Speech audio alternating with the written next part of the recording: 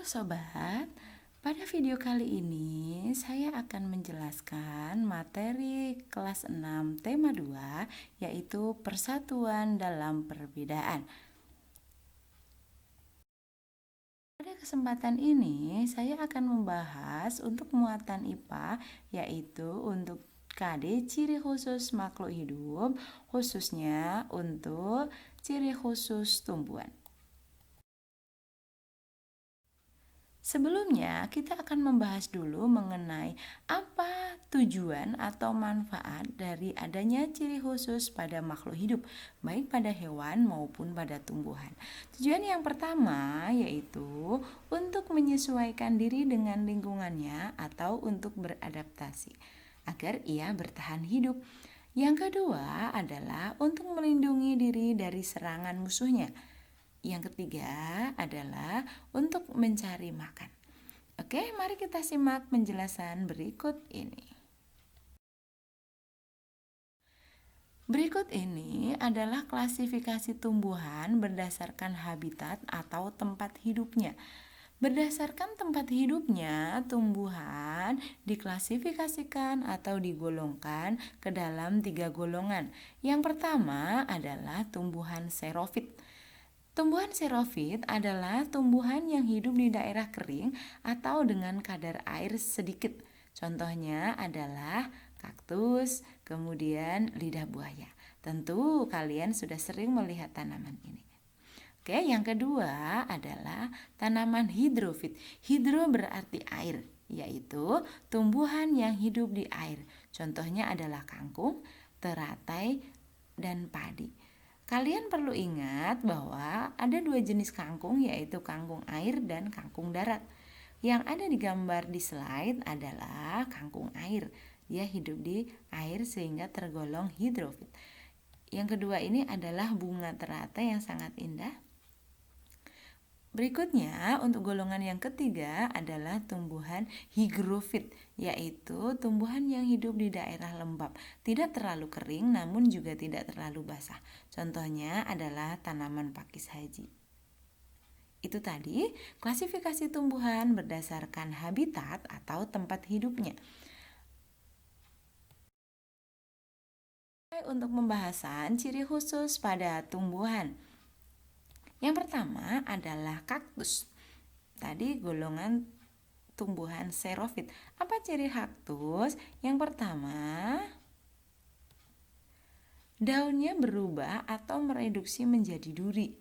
Tujuannya adalah untuk mengurangi penguapan karena kadar airnya di daerah gurun pasir ya, habitatnya sangat rendah sekali airnya. Yang kedua, batangnya tebal berlapis lilin, tujuannya sama yaitu untuk mengurangi penguapan. Sehingga yang kalian lihat pada gambar itu adalah batang, bukan daun ya, karena daunnya mereduksi menjadi duri. Yang ketiga, akarnya panjang, menjalar kemana-mana, tujuannya adalah untuk mencari air, sehingga tumbuhan itu mampu bertahan hidup. Itu tadi ciri khusus untuk kaktus. Intinya, tumbuhan yang hidup di daerah xerofit pasti dia akan beradaptasi untuk mengurangi penguapan. Berikutnya,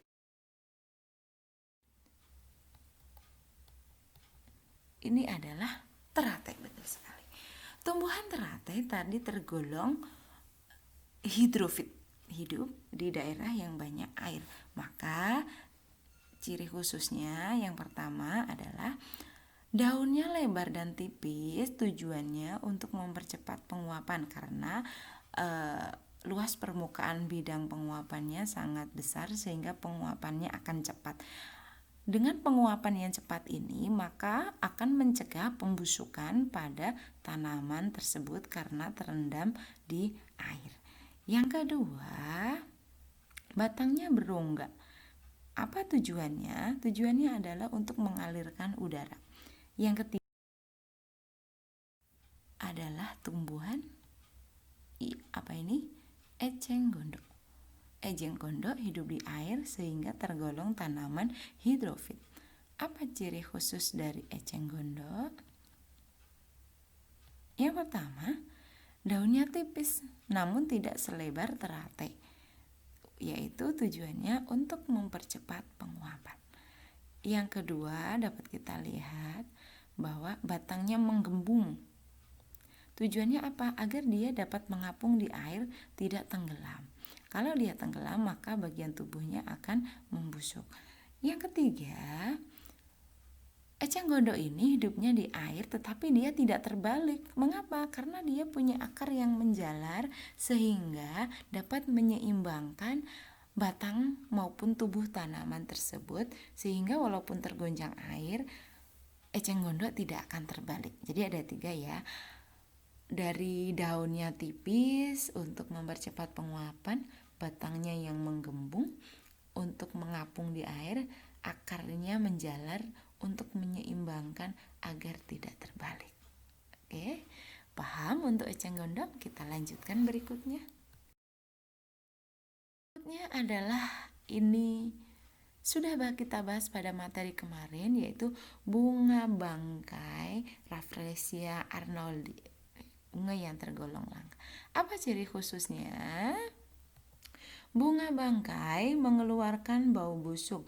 Tujuannya adalah untuk menarik serangga agar mendekat.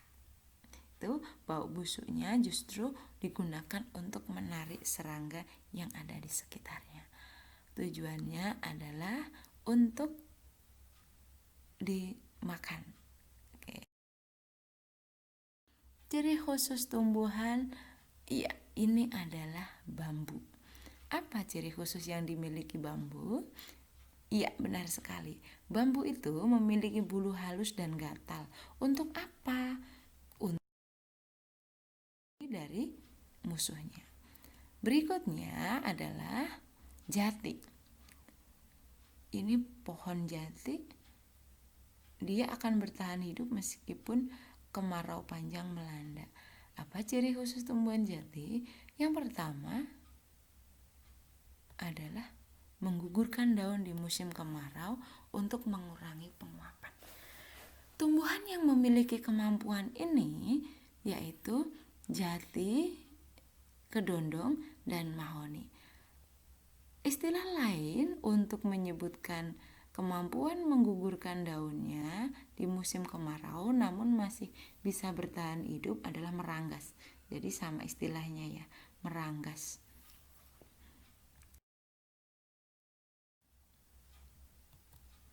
Ini adalah jagung, tapi belum mulai kering ya, ini masih udah berbuah. Jagung. Ciri khusus yang memiliki jagung adalah jagung mampu menggulungkan daunnya ketika panas matahari sangat terik. Apa tujuannya? Untuk mengurangi penguapan.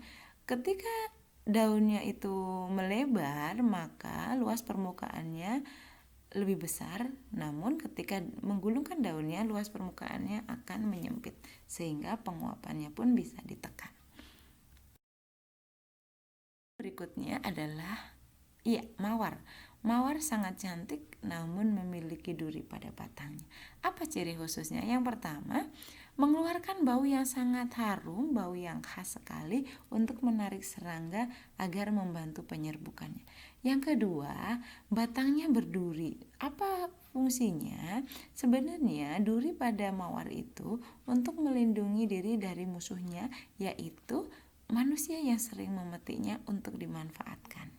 Ya, jadi ada 2 ciri yang dapat kalian lihat pada gambar itu juga. Baunya harum untuk menarik serangga agar membantu penyerbukan. Sedangkan duri pada batangnya untuk menghindari diri dari serangan musuh.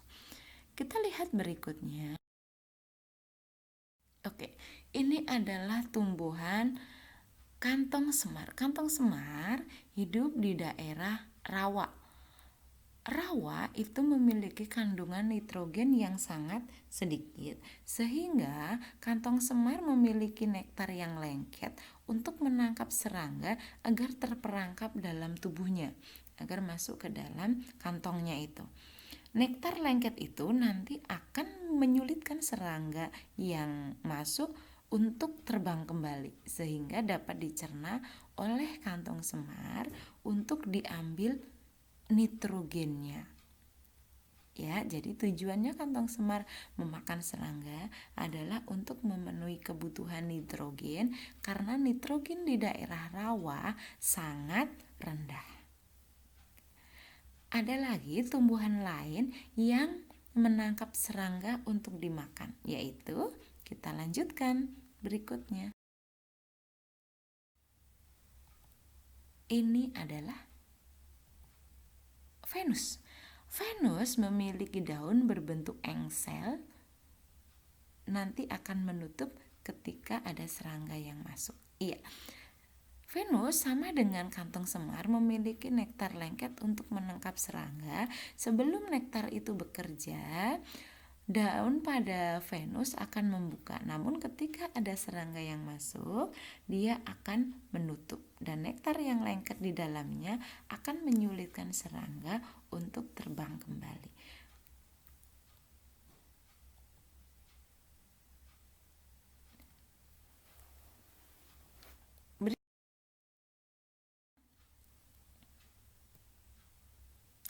Ini adalah bakau. Bakau memiliki ciri khusus, dia hidup di daerah pantai namun kadar garamnya sangat tinggi. Tumbuhan yang tidak kuat dengan kadar garam yang tinggi maka dia akan mati. Namun bakau ini mampu bertahan. Bagaimana ia bertahan di daerah yang kadar garamnya tinggi? Ia akan menyimpan kelebihan garam itu di daun yang tua, sehingga nanti ketika dia menggugurkan daunnya maka kadar garamnya akan ikut hilang.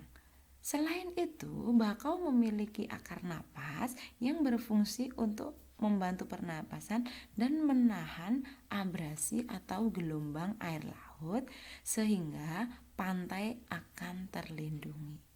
Itu tadi ciri khusus dari bakau, memiliki akar napas untuk bernapas dan menahan abrasi serta menyimpan kelebihan garam di daun yang sudah tua. Oke, bisa dipahami? Kita lanjutkan. Selanjutnya adalah ini adalah tanaman beringin. Oke, dapat kalian lihat itu ada akar-akar yang menjulur, namanya akar napas. Apa fungsi dari akar napas? Untuk menghisap oksigen, sama dengan milik bakau ya. Akar napasnya untuk menghisap oksigen. Tadi mengenai beringin adalah nangka, benar sekali. Nangka bisa kalian lihat memiliki getah. Kalau itu dipotong maka akan mengeluarkan getah putih yang sangat lengket. Tujuannya adalah untuk menghindari diri dari serangan musuh. Berikutnya, ini adalah putri malu.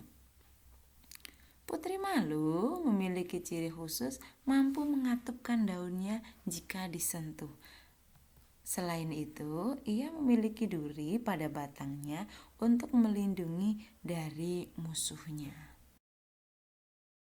Tadi mengenai ciri khusus pada tumbuhan serta fungsinya. Banyak kurang mohon maaf, semoga bermanfaat. Silahkan boleh di-share, silahkan di komen untuk perbaikan video-video berikutnya. Sampai jumpa.